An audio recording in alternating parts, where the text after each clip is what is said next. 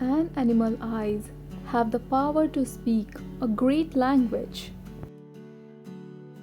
If having a soul means being able to feel love and loyalty and gratitude, the animals are better off than a lot of humans. Animals don't lie.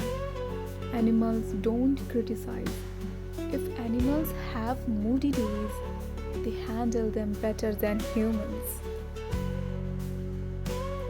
I really don't think I could consent to go to heaven if I thought there were no animals there. No one appreciates the very special genius of yours conversation as the dog does.